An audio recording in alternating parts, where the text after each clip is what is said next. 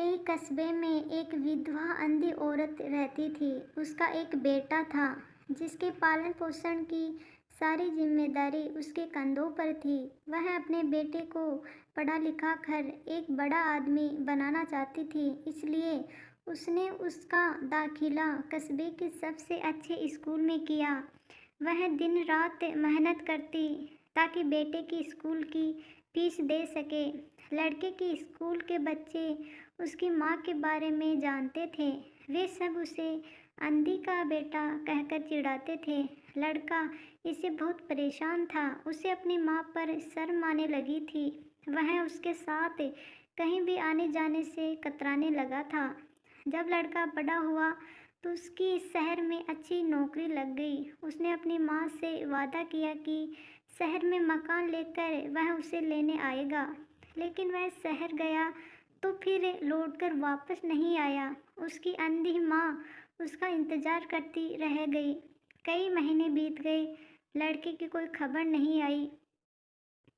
अंधी एक दिन उससे रहा नहीं गया और वह बेटे से मिलने शहर पहुंच गई।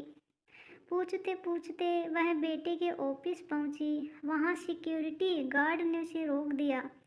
अंधी औरत ने गार्ड को अपने बेटे का नाम बताया और बोली कि उससे जाकर कह दो कि गांव से कोई मिलने आया है। गार्ड ने जाकर उसके बेटे को बताया।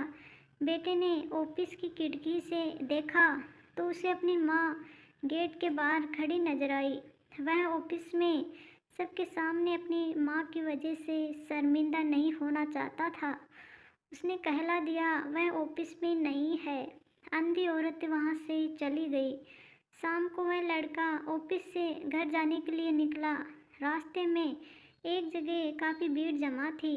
वह अपनी गाड़ी रोककर भीड़ के पास पहुंचा और तो और बीच सड़क में अपनी माँ को मारा पाया। उसके हाथ में एक चिट्ठी थी जिसमें लिखा था, बेटा बड़े दिन हो गए थे, तेरी कोई खबर नहीं मिली। चिंता हो रही थी इसलिए तुझसे मिलने चली आई। तू तो अब बड़ा आदमी बन गया है। तुझसे मिलना अब शायद मुझ गरीब की किस्मत में नहीं है, लेकिन मैं बहुत खुश हूँ तेरे लिए। तूने अपना ही नहीं मेरा सपना भी पूरा किया। मलाल है कि तेरी तरक्की देख नहीं सकती।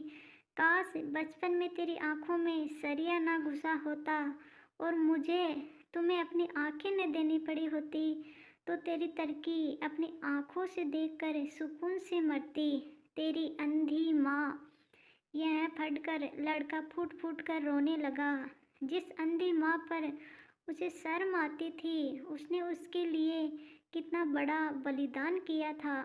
वह आत्मग्लानि से भर उठा और जिंदगी भर खुद को माफ नहीं कर पाया।